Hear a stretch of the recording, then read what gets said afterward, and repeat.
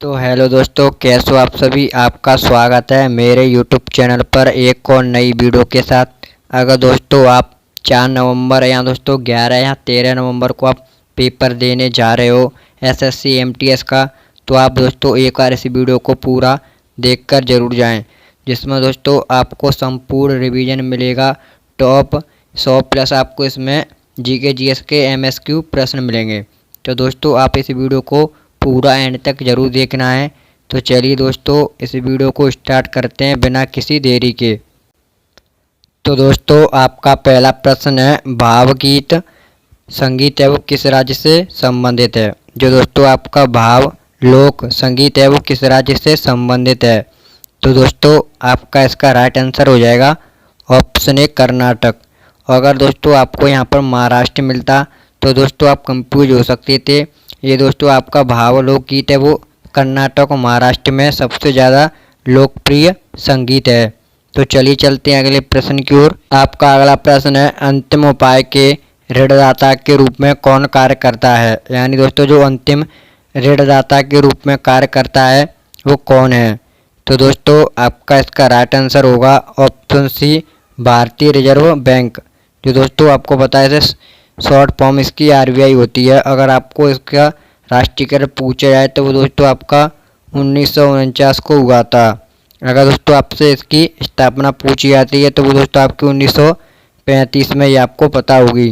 तो चलिए चलते हैं अगले प्रश्न की ओर। आपको दोस्तों इस वीडियो में आपको 100 एमएसक्यू प्रश्नों का रिवीजन मिलेगा, जो दोस्तों आपको आपके पेपर में जिससे बहुत ज़्यादा सहायता मिलने वाली है। तो दोस्तों आप एक बार इस वीडियो को पूरा देखकर जरूर जाना है। तो आपका अगला प्रश्न है, पनामा नहर निम्न में से किस प्रशांत महासागर से जोड़ती है। जो दोस्तों आपकी पनामा नहर है वो प्रशांत महासागर को किससे जोड़ती है। तो दोस्तों आपका इसका राइट आंसर होगा ऑप्शन डी, अटलांटिक महासागर। तो चलिए चलते हैं अगले प्रश्न की ओर। और दोस्तों अपना स्कोर जरूर बताएं, आपके 100 में से कितने प्रश्न सही गए हैं। तो आपका अगला प्रश्न है, एफटीपी की फुल फॉर्म क्या है। यानी दोस्तों एफटीपी की फुल फॉर्म आपको बतानी है क्या है। तो आपका इसका राइट आंसर हो जाएगा option A, file transfer protocol. तो चलिए चलते हैं अगले प्रश्न की ओर। अगला प्रश्न है, अंतर्राष्ट्रीय महिला दिवस हर साल कब मनाया जाता है। यानी कि दोस्तों आपसे पूछा रहा है अंतर्राष्ट्रीय महिला दिवस कब मनाया जाता है। तो आपका इसका राइट आंसर होगा ऑप्शन सी, 8 मार्च को। अगर दोस्तों आपसे राष्ट्रीय महिला दिवस पूछा जाता तो आपका 13 फरवरी को मनाया जाता है, ये आपको पता होना चाहिए। तो चलिए चलते हैं अगले प्रश्न की ओर। आपका अगला प्रश्न है, भारत में लागू की गई अंतिम पंचवर्षीय योजना कौन सी है। यानी दोस्तों भारत में अंतिम पंचवर्षीय योजना कौन सी लागू की गई थी। तो आपका इसका राइट आंसर होगा ऑप्शन सी, 12वीं। क्योंकि दोस्तों पंचवर्षीय योजना थी वो 12 थी, अभी दोस्तों आपकी 12वीं चल रही है। तो चलिए चलते हैं अगले प्रश्न की ओर। आपका अगला प्रश्न है, 2011 की जनगणना के अनुसार भारत का जनसंख्या घनत्व कितना है, ये आपको बताना है। तो दोस्तों आपका इसका राइट आंसर हो जाएगा ऑप्शन सी, 382। तो चलिए चलते हैं अगले प्रश्न की ओर। आपका अगला प्रश्न है, चंपारण कृषि अधिनियम कब पारित किया गया था। ये दोस्तों आपका चंपारण कृषि अधिनियम था वो कब पारित किया गया था। तो आपका इसका राइट आंसर हो जाएगा ऑप्शन सी, 1918 ईस्वी को। तो चलिए चलते हैं अगले प्रश्न की ओर।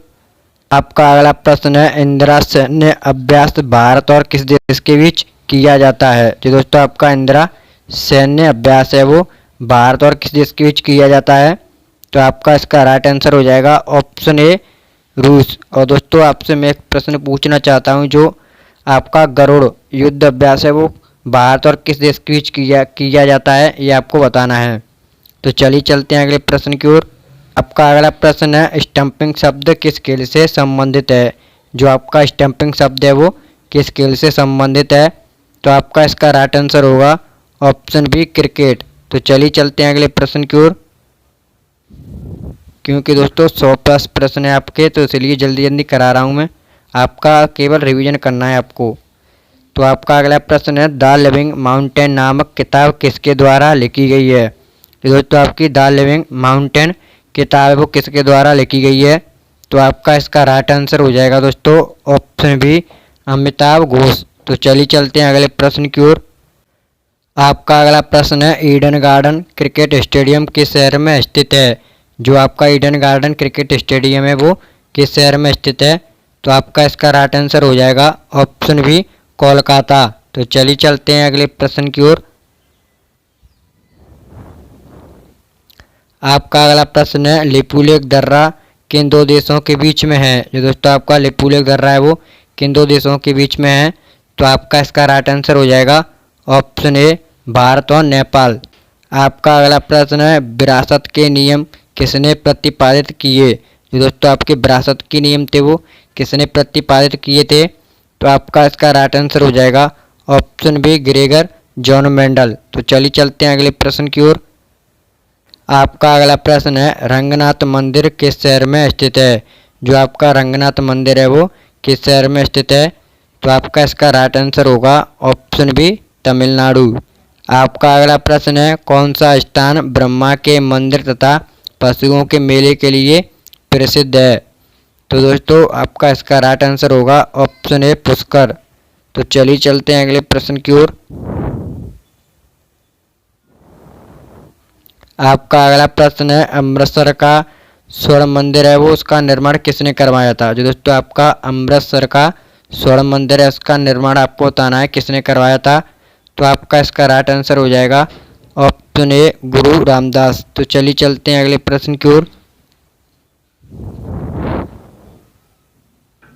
आपका अगला प्रश्न है पहला भारतीय जिन्हें रमन मैग्सेसे पुरस्कार मिला। आपको बताना दोस्तों पहले भारतीय कौन थे जिन्हें पहला रमन मैग्सेसे पुरस्कार मिला था। तो आपका इसका राइट आंसर होगा ऑप्शन बी विनोबा भावे। तो चलिए चलते हैं अगले प्रश्न की ओर।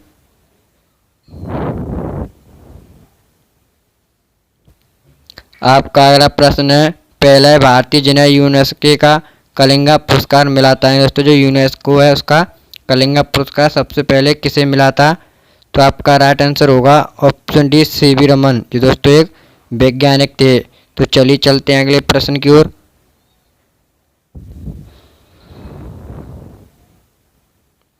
आपका अगला प्रश्न है पहला भारतीय जिन्हें ऑस्कर पुरस्कार मिला था। दोस्तों पहले भारतीय कौन थे जिन्हें ऑस्कर पुरस्कार मिला था। तो आपका इसका राइट आंसर होगा ऑप्शन ए भानु अथैया। तो चलिए चलते हैं अगले प्रश्न की ओर। आपका अगला प्रश्न है संविधान लागू होने के समय सम्मति सूची में कितने विषय थे। यानी दोस्तों जब आपके संविधान लागू हुआ था उस टाइम आपके जो सम्मति सूची है उसमें कितने विषय थे। तो आपका इसका राइट आंसर होगा ऑप्शन बी 47 विषय। तो चलिए चलते हैं अगले प्रश्न की ओर। आपका अगला प्रश्न है सम्मति सूची किस राज्य से संबंधित नहीं है। यानी दोस्तों जो सम्मति सूची है वो किस राज्य से संबंधित नहीं रखती है। तो आपका इसका राइट आंसर होगा ऑप्शन डी जम्मू कश्मीर से। तो चलिए चलते हैं अगले प्रश्न की ओर। आपका अगला प्रश्न है किस संशोधन द्वारा भारतीय संविधान में 9वीं अनुसूची जोड़ी गई थी या प्रवर्तित हुई थी। जो दोस्तों आपके संविधान की 9वीं सूची है वो किस संशोधन द्वारा प्रवर्तित हुई थी। तो आपका इसका राइट आंसर हो जाएगा दोस्तों ऑप्शन डी प्रथम संशोधन। तो चलिए चलते हैं अगले प्रश्न की ओर। आपका अगला प्रश्न है किस आर्टिकल के अंतर्गत राष्ट्रपति उपराष्ट्रपति पद की व्यवस्था की गई है। दोस्तों किस आर्टिकल के तहत उपराष्ट्रपति पद की व्यवस्था की गई है। तो आपका इसका राइट आंसर होगा ऑप्शन बी आर्टिकल 63। तो चलिए चलते हैं अगले प्रश्न की ओर। आपका अगला प्रश्न है पहली महिला भारतीय अंतरिक्ष यात्री कौन थी। तो आपका इसका राइट आंसर हो जाएगा दोस्तों ऑप्शन ए कल्पना चावला। तो चलिए चलते हैं अगले प्रश्न की ओर।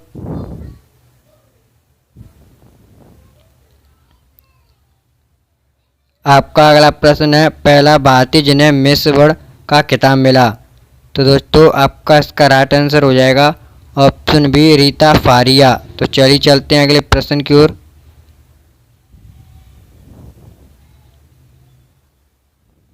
आपका अगला प्रश्न है पहला भारतीय जिन्हें खेल रत्न पुरस्कार मिला था। दोस्तों पहली भारतीय महिला कौन थी जिन्हें पहला खेल पुरस्कार मिला था? तो आपका इसका राइट आंसर हो जाएगा ऑप्शन बी कर्णम मल्लेश्वरी। तो चलिए चलते हैं अगले प्रश्न की ओर। आपका अगला प्रश्न है सत्यार्क, जो दोस्तों आपकी पुस्तक है किसकी रचना है? सत्यार्क रचना आपको बतानी है किसकी है। तो आपका इसका राइट आंसर हो जाएगा ऑप्शन बी स्वामी दयानंद सरस्वती। तो चलिए चलते हैं अगले प्रश्न की ओर। आपका अगला प्रश्न है पहला भारतीय वैज्ञानिक जिन्हें नोबेल पुरस्कार मिला। दोस्तों पहले भारतीय वैज्ञानिक कौन थे जिन्हें नोबेल पुरस्कार मिला था? तो दोस्तों मैंने अभी आपको बताया था। तो आपका राइट आंसर होगा ऑप्शन सी सीवी रमन। तो चलिए चलते हैं अगले प्रश्न की ओर।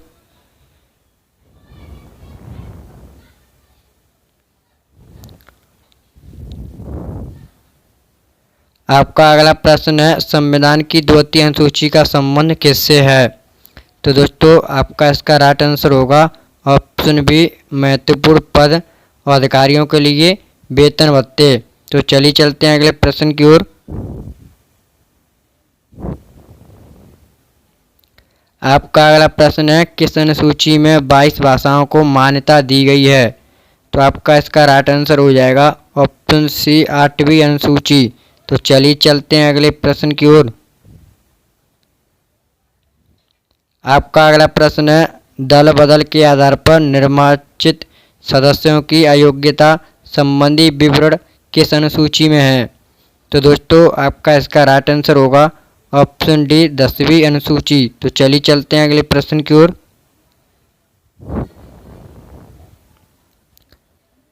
आपका अगला प्रश्न है किस राज्य में संविधान की 6ठी अनुसूची लागू नहीं होती है? तो दोस्तों आपका इसका राइट आंसर है ऑप्शन ए और सी, जो मणिपुर और नागालैंड है वो दोस्तों दो ऐसे राज्य हैं जिनमें आपकी 6ठी अनुसूची लागू नहीं होती है। तो चलिए चलते हैं अगले प्रश्न की ओर। आपका अगला प्रश्न है किस राज्य के आरक्षण विधेयक को 9वीं अनुसूची में सम्मिलित किया गया है? तो दोस्तों आपका इसका राइट आंसर हो जाएगा ऑप्शन सी तमिलनाडु। तो चलिए चलते हैं अगले प्रश्न की ओर। आपका अगला प्रश्न है भारतीय संविधान की कौन सी अनुसूची राज्य में नामों की अनुसूची तथा राज्य क्षेत्रों का ब्यौरा देती है? तो आपका इसका राइट आंसर होगा ऑप्शन बी पहली अनुसूची। तो चलिए चलते हैं अगले प्रश्न की ओर। आपका अगला प्रश्न है किस अनुसंशोधन द्वारा भारतीय संविधान में 9वीं अनुसूची परिवर्तित हुई थी? तो दोस्तों आपका इसका राइट आंसर होगा ऑप्शन डी प्रथम संशोधन द्वारा।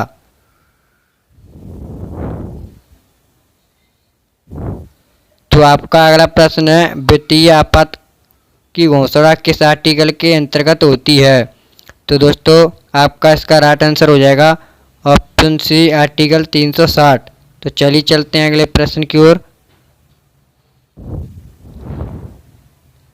आपका अगला प्रश्न है राष्ट्रीय पिछड़ा आयोग का गठन किस आर्टिकल के अंतर्गत किया जाता है?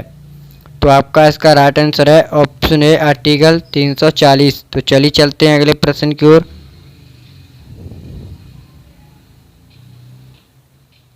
आपका अगला प्रश्न है किस अनुसूची में केंद्र व राज्यों के बीच शक्तियों के बंटवारे का वर्णन है? तो आपका इसका राइट आंसर होगा ऑप्शन सी 7वीं अनुसूची। तो चलिए चलते हैं अगले प्रश्न की ओर।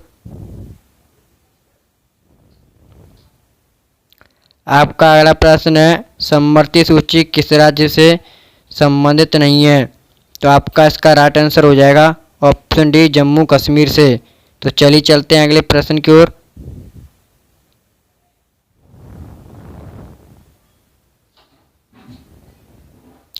आपका अगला प्रश्न है भूटान की राजधानी क्या है? आपको बताना दोस्तों भूटान की राजधानी क्या है। तो आपका इसका राइट आंसर होगा ऑप्शन सी थिम्पू। जो दोस्तों आपकी भूटान की राजधानी वो थिम्पू है। तो चलिए चलते हैं अगले प्रश्न की ओर।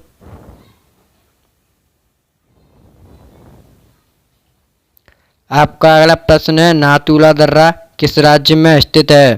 तो दोस्तों आपका इसका राइट आंसर हो जाएगा ऑप्शन ए अरुणाचल प्रदेश। जो दोस्तों आपका नाथुला दर्रा है वो अरुणाचल प्रदेश में स्थित है। तो चलिए चलते हैं अगले प्रश्न की ओर।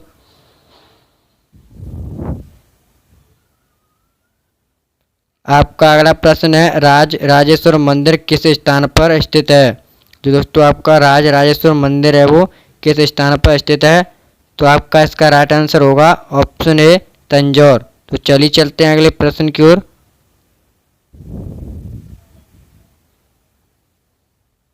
आपका अगला प्रश्न है गंगा नदी के किनारे कौन सा शहर स्थित है। तो दोस्तों आपका इसका राइट आंसर होगा ऑप्शन ए पटना। तो चलिए चलते हैं अगले प्रश्न की ओर।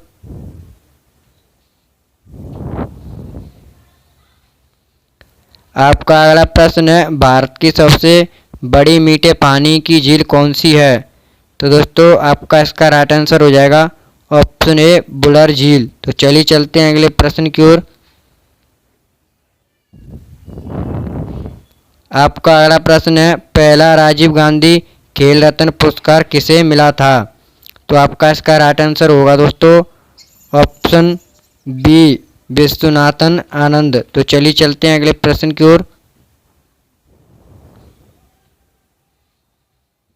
आपका अगला प्रश्न है पहला राष्ट्रीय फिल्म पुरस्कार किसे मिला था। दोस्तों पहला राष्ट्रीय फिल्म पुरस्कार आपको बताना है किसे मिला था। तो आपका इसका राइट आंसर होगा ऑप्शन सी देविका रानी। तो चलिए चलते हैं अगले प्रश्न की ओर। आपका अगला प्रश्न है रंगनाथ मंदिर किस शहर में स्थित है। ये दोस्तों आपका रंगनाथ मंदिर है वो किस शहर में स्थित है। तो आपका इसका राइट आंसर होगा ऑप्शन बी श्रीरंगम। तो चलिए चलते हैं अगले प्रश्न की ओर।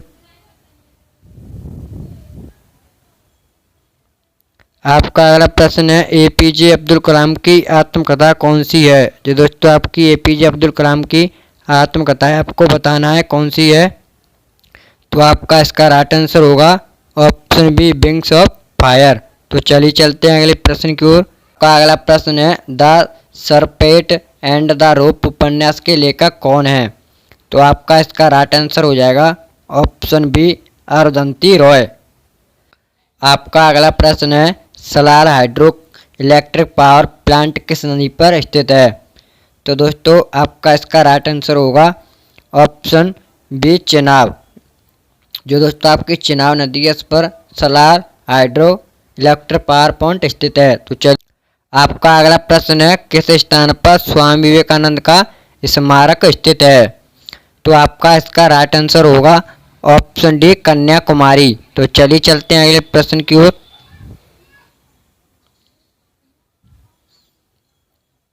आपका अगला प्रश्न है लेपाची मंदिर किस राज्य में स्थित है। जो दोस्तों आपका लेपाची मंदिर है वो किस राज्य में स्थित है।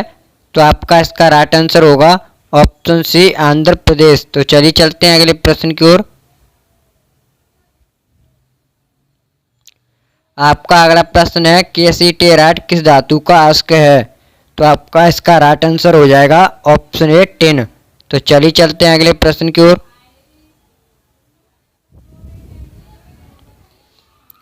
आपका अगला प्रश्न है कौन सेंट विसेंट के लिए भारत के अगले उच्च न्यायिक बने हैं। तो दोस्तों आपका इसका राइट आंसर होगा ऑप्शन ए सुभाष प्रसाद गुप्ता। तो चलिए चलते हैं अगले प्रश्न की ओर। आपका अगला प्रश्न है अग्नि डिवाइस किस उद्देश्य के लिए डिजाइन किया गया है। तो दोस्तों आपका इसका राइट आंसर हो जाएगा मल्टी टारगेट डेटोनेशन सुरक्षा और विश्वसनीयता को बढ़ावा देना। तो चलिए चलते हैं अगले प्रश्न की ओर। आपका अगला प्रश्न है भारतीय डिजिटल कृषि सम्मेलन 2024 का कहाँ आयोजन होगा या आयोजित किया गया। तो दोस्तों आपका राइट आंसर हो जाएगा ऑप्शन ए नई दिल्ली। तो चलिए चलते हैं अगले प्रश्न की ओर।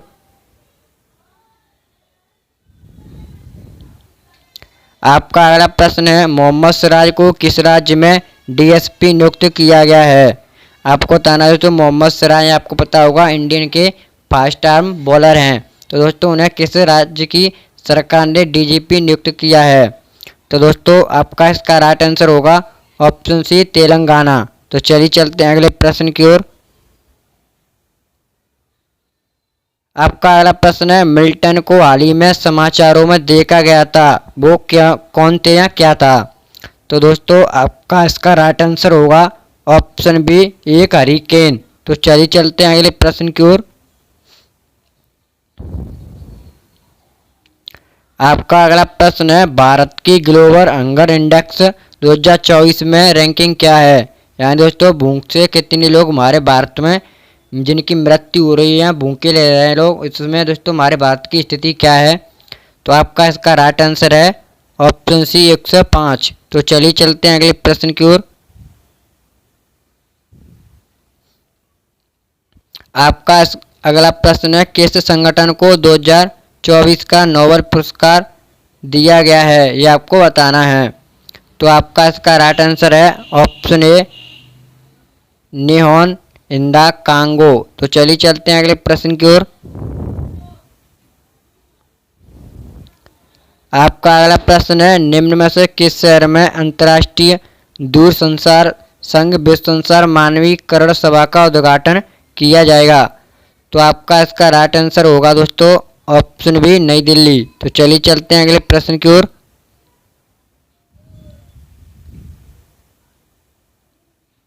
तो दोस्तों थोड़े से मैं आपको और बता देता हूँ इसके बारे में फैक्ट है। जो प्रधानमंत्री श्री नरेंद्र मोदी जी 15 अक्टूबर को सुबह 10 बजे नई दिल्ली के भारत मंडप में अंतर्राष्ट्रीय दूरसंचार संघ और विश्व दूरसंचार मानकीकरण सभा 2024 का उद्घाटन करेंगे।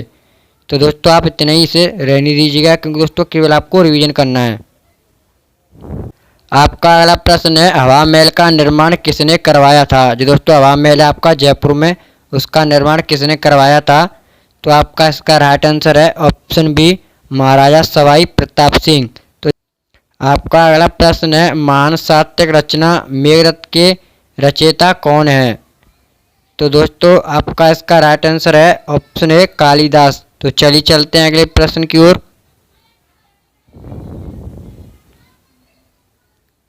आपका अगला प्रश्न है, एथिरोसाइट के नाम से किसे जाना जाता है? तो दोस्तों आपका इसका राइट आंसर होगा ऑप्शन सी, लाल रक्त कणिकाएं, जिन्हें दोस्तों आरबीसी बोलते हैं, और इनका जीवन काल आपका 120 दिन होता है। तो चलिए चलते हैं अगले प्रश्न की ओर। आपका अगला प्रश्न है, भारत का प्रथम रासायनिक उर्वरक उद्योग किस वर्ष शुरू हुआ था? दोस्तों कहाँ पर शुरू हुआ था ये आपको बताना है। तो दोस्तों आपका इसका राइट आंसर है ऑप्शन डी, रानी पेट। तो आपका अगला प्रश्न है, बीमा नियामक एवं विकास प्राधिकरण का मुख्यालय कहाँ पर स्थित है? तो दोस्तों आपका इसका राइट आंसर है ऑप्शन ए, हैदराबाद। तो चलिए चलते हैं अगले प्रश्न की ओर।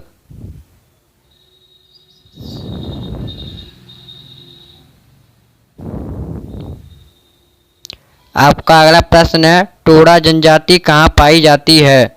तो दोस्तों आपका इसका राइट आंसर होगा ऑप्शन बी, नागालैंड। तो चलिए आपका अगला प्रश्न है, विटामिन के का रासायनिक नाम क्या है? आपको बताना दोस्तों विटामिन के का रासायनिक नाम। तो आपका इसका राइट आंसर हो जाएगा ऑप्शन बी, फाइलोक्विनोन। तो चलिए चलते हैं अगले प्रश्न की ओर।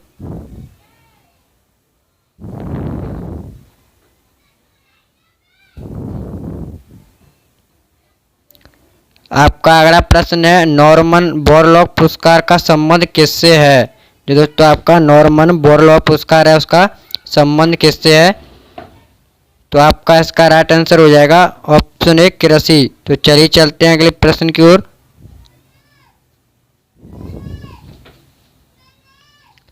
आपका अगला प्रश्न है, पत्रकारिता के क्षेत्र में सर्वोच्च पुरस्कार कौन सा है?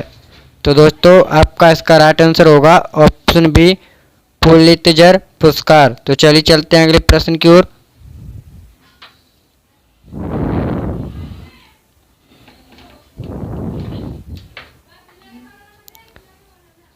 आपका अगला प्रश्न है, गोवर्धन योजना किसके द्वारा संचालित की जा रही है? जो दोस्तों आपकी गोवर्धन योजना है वो किसके द्वारा संचालित की जा रही है? तो आपका इसका राइट आंसर है केंद्रीय पेयजल एवं स्वच्छ मंत्रालय, जो दोस्तों आपका ऑप्शन सी। तो चलिए चलते हैं अगले प्रश्न की ओर।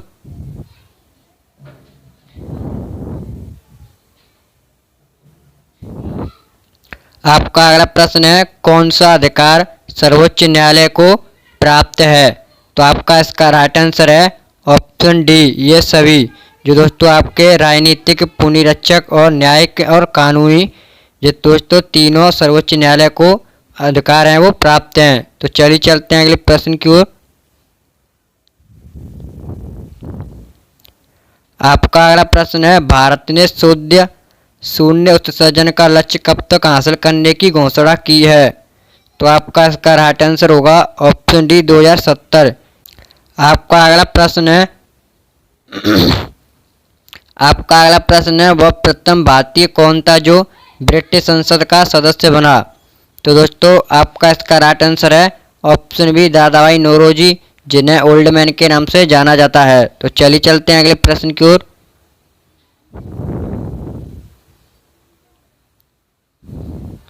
आपका अगला प्रश्न है, महारानी लक्ष्मीबाई की समाधि कहाँ पर स्थित है?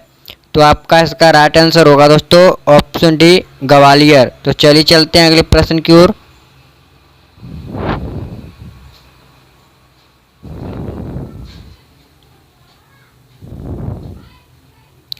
आपका अगला प्रश्न है, अभी हाल ही में किसे वित्त उद्योग विकास परिषद के लिए अध्यक्ष के रूप में नियुक्त किया गया है? दोस्तों अभी हाल ही का ये प्रश्न है करंट अफेयर का।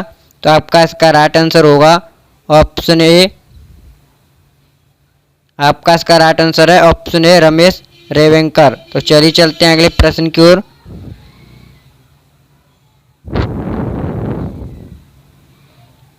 आपका अगला प्रश्न है, वायु के तापमान में परिवर्तन से ध्वनि का निम्नलिखित में से कौन सा गुण प्रभावित होता है? तो आपका इसका राइट आंसर होगा ऑप्शन डी, आवृत्ति। तो चलिए चलते हैं अगले प्रश्न की ओर।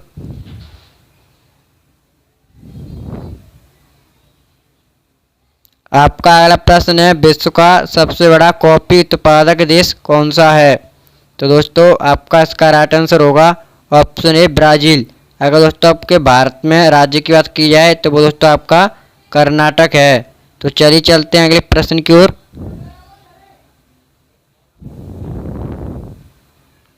आपका अगला प्रश्न है, माउंट एवरेस्ट किस महाद्वीप का सबसे ऊंचा पर्वत है? तो आपका इसका राइट आंसर होगा ऑप्शन ए, एशिया। तो चलिए चलते हैं अगले प्रश्न की ओर। आपका अगला प्रश्न है, जनसंख्या के अनुसार सबसे छोटा देश कौन सा है? तो दोस्तों आपका इसका राइट आंसर है ऑप्शन सी, वेटिकन सिटी। तो चलिए चलते हैं अगले प्रश्न की ओर।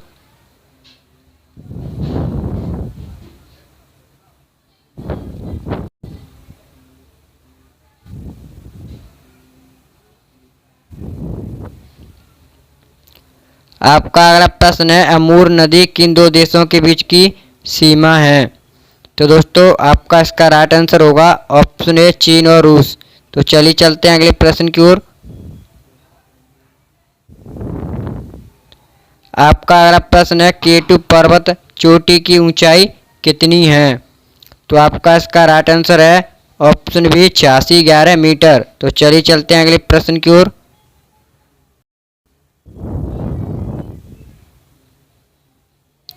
आपका अगला प्रश्न है, बलकस झील का संबंध किस देश से है? जो दोस्तों आपकी बलकस झील है उसका संबंध बताना है आपको किस देश से है। तो आपका इसका राइट आंसर होगा ऑप्शन सी, किर्गिस्तान। तो चलिए चलते हैं अगले प्रश्न की ओर।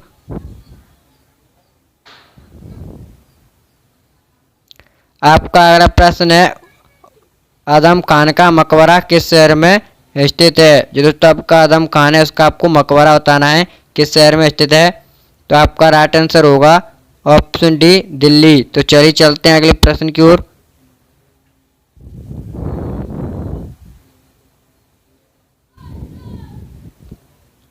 आपका अगला प्रश्न है, निम्न में से किस ग्रह का कोई उपग्रह नहीं है? तो आपका इसका राइट आंसर होगा ऑप्शन डी, बुध। तो चलिए चलते हैं अगले प्रश्न की ओर।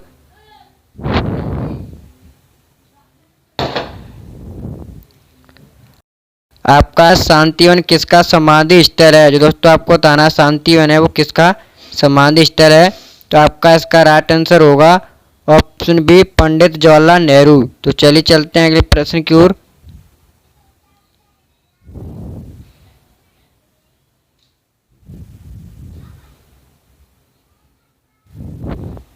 आपका अगला प्रश्न है वसा का संग्रह होता है, तो आपका इसका राइट आंसर होगा ऑप्शन डी एडिपोज ऊतक में।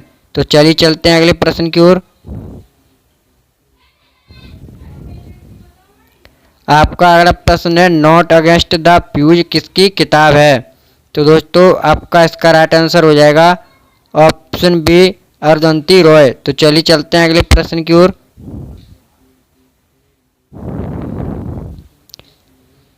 आपका अगला प्रश्न है पहला क्रिकेट विश्व कप किस वर्ष खेला गया था, ये आपको बताना है।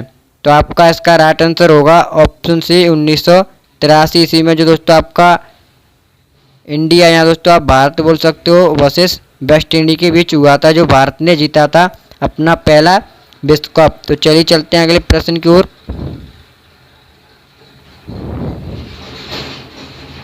आपका अगला प्रश्न है निम्न में से किस पदार्थ को जंतु स्टार्च कहा जाता है? तो दोस्तों आपका इसका राइट आंसर हो जाएगा ऑप्शन बी ग्लाइकोजन को। तो चलिए चलते हैं अगले प्रश्न की ओर।